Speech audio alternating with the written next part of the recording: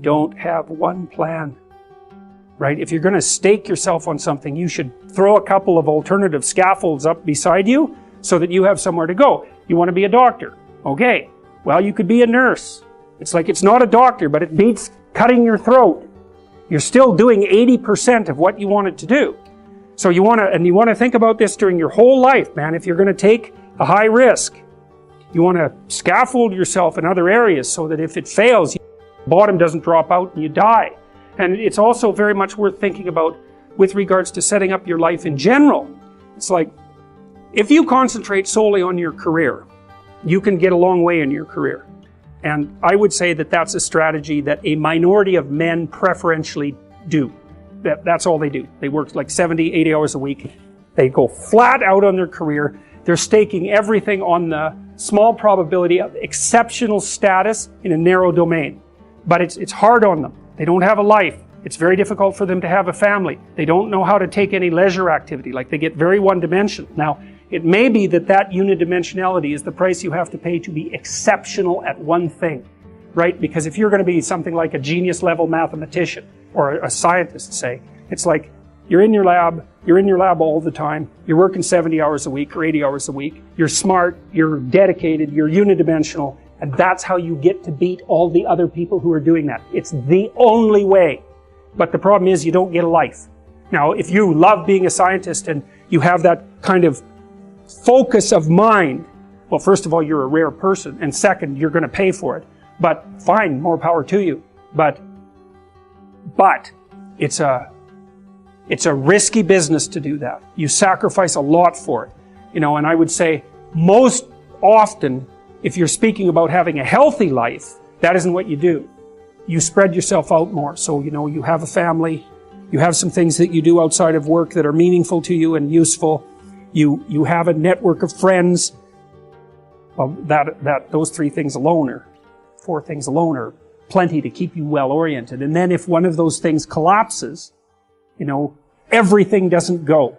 Now, the price you pay for that is the more you strive to optimize that balance, the less likely you are to be fantastically successful at any single one of them. But you might have a very, you know, if you consider your life as a whole, that might be a winning strategy. One of the things Carl Jung said, I really liked this. He thought that men went after perfection and women went after wholeness. So perfection would be stake it all on one thing and look for radical success. Not that all men do that, because they don't, but we're talking about extremes, at least with regards to the men that do that. The wholeness idea is more like, well, I want one thing in my life to be 150%, or I want 5 things in my life to be 80%.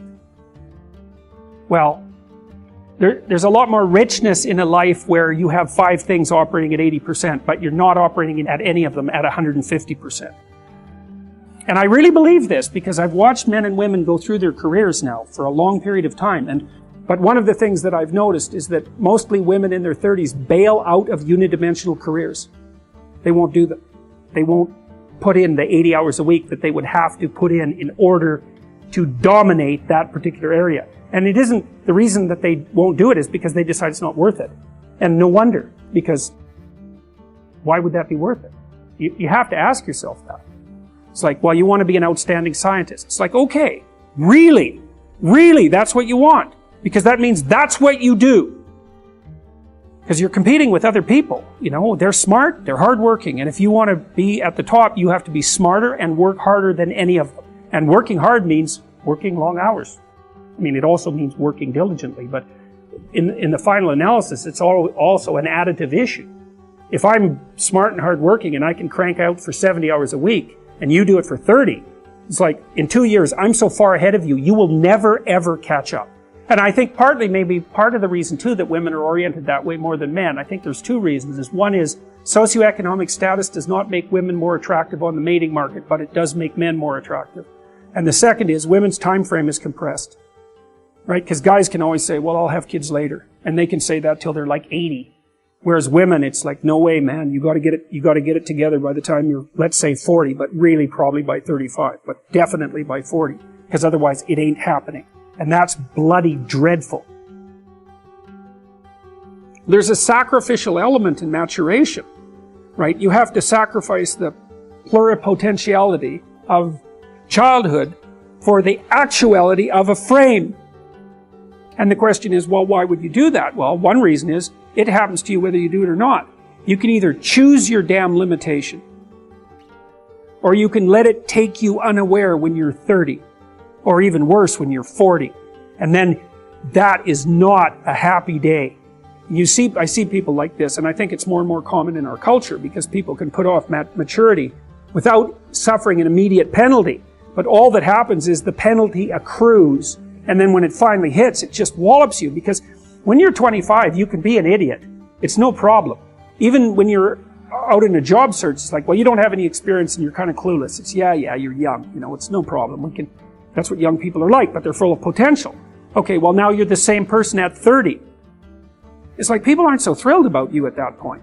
It's like, what the hell have you been doing for the last 10 years? Well, I'm just as clueless as I was when I was 22. It's, yeah, but you're not 22. You're an old infant, right? And that's an ugly thing, an old infant.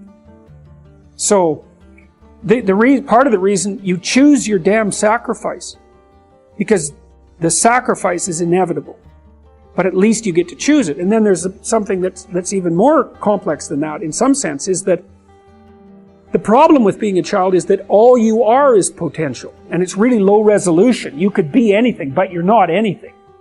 So then you go and you adopt an apprenticeship, roughly speaking, and then you become something. And when you're something, that makes the world open up to you again. Like if you're a really good plumber, then you end up being far more than a plumber. If you're a really good plumber, well, then you have some employees, you run a business, you train some other people, you enlarge their lives, you're kind of a pillar of the community, you have your family. Once you pass through that narrow training period, which narrows you and constricts you and develops you at the same time, then you can come out the other end with a bunch of new possibility at hand.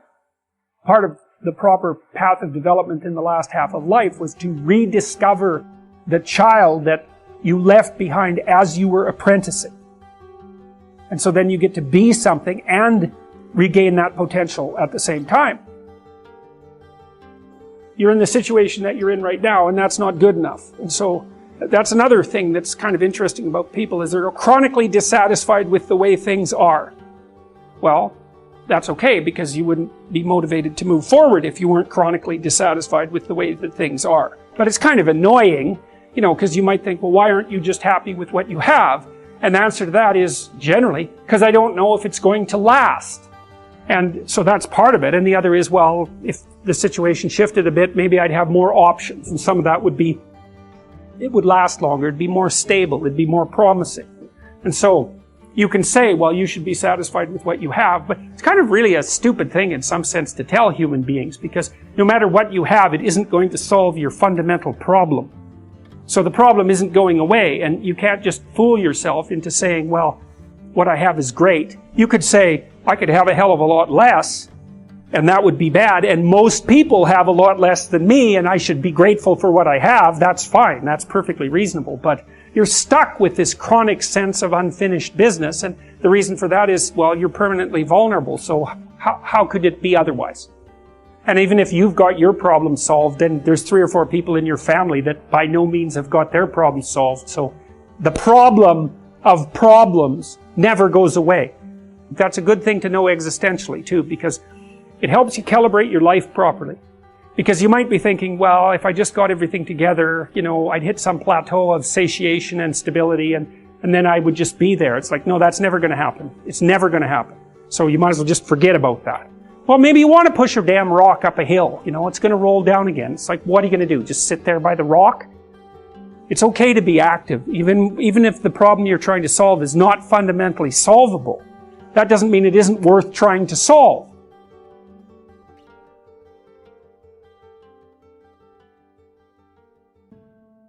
In the bustling heart of the city, a quiet tragedy unfolded daily, one rarely spoken of, yet deeply affecting the lives of countless men.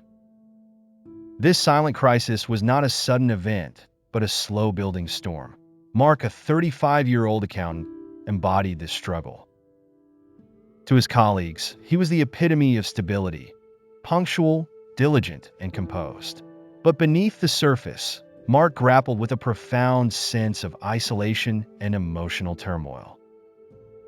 Growing up, Mark had been taught that expressing vulnerability was a sign of weakness. "Be strong," his father would say. This mantra had followed him into adulthood, becoming a barrier between his true self and the world.